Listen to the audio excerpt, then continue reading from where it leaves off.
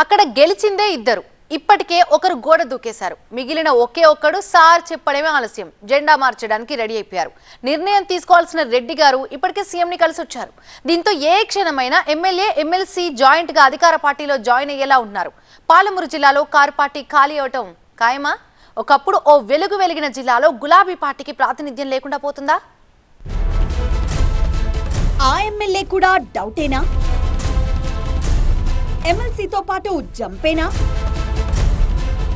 పాలమూరులో car party పరేషాన్.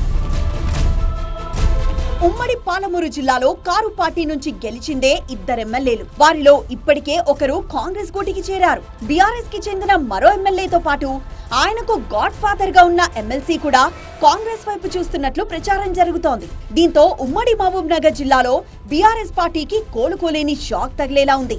అసలే అసెంబ్లీ పార్లమెంట్ ఎన్నికల్లో దారుణ ఓటమితో కుంగిపోయిన బీఆర్ఎస్ శ్రేణులను మారుతున్న రాజకీయ పరిణామాలు మరింత ఆందోళనకు గురి చేస్తున్నాయి.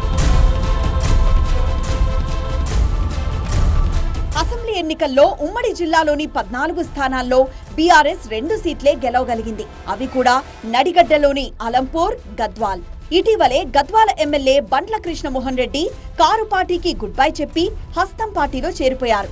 అదే బాటలో గద్వాలకు ఆనుకొనున్న అలంపూర్ నియోజకవర్గ ఎమ్మెల్యే విజయుడు, బీఆర్ఎస్ ఎమ్మెల్సీ చల్లా వెంకట్రామరెడ్డి కూడా కాంగ్రెస్ లో చేరుతారని జోరుగా ప్రచారం సాగుతోంది.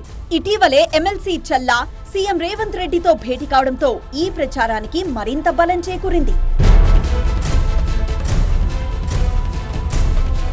నియోజకవర్గానికి చెందిన సమస్యల పరిష్కారం కోసమే ఎమ్మెల్సీ చల్లా వెంకట్రామరెడ్డి సీఎం ని కలిశారని చెబుతున్నప్పటికీ అసలు కారణం వేరేనని అంటున్నారు. కాంగ్రెస్ లో చేరికపైనే సీఎం చల్లా చర్చించారని టాక్ నడుస్తోంది. ఇక త్వరలోనే మంచి ముహూర్తం చూసుకొని కాంగ్రెస్ కండువా కప్పుకుంటారని అలంపూర్ నియోజకవర్గంలో చర్చలు నడుస్తున్నాయి. ఎమ్మెల్సీ చల్లాతో పాటు అలంపూర్ ఎమ్మెల్యేగా ఉన్న ఆయన అనుచరుడు విజయుడు కాంగ్రెస్ పార్టీలో చేరడమైతే ఖాయమంటున్నారు. ఉమ్మడి జిల్లాలో బీఆర్ఎస్ పార్టీకి ప్రస్తుతం ఉన్న ఏకైక ఎమ్మెల్యే విజయుడు కూడా పార్టీ మారితే పాలమూరులో గులాబీ పార్టీకి ప్రాతినిధ్యం ఉండకపోవచ్చు. అదే జరిగితే ఉమ్మడి జిల్లాలో బీఆర్ఎస్ పార్టీకి కోలుకోలేని షాక్ తగిలినట్లేనని గులాబీ శ్రేణులు భావిస్తున్నాయి. గతమెంతో ఘనమైనా ఇప్పుడు మాత్రం పాలమూరులో కారు స్టీరింగ్ తిరగడం లేదు. రాష్ట్రంలో జరుగుతున్న రాజకీయ పరిణామాలు జిల్లాలో బీఆర్ఎస్ పార్టీని ఖాళీ చేసేలా కనిపిస్తున్నాయి.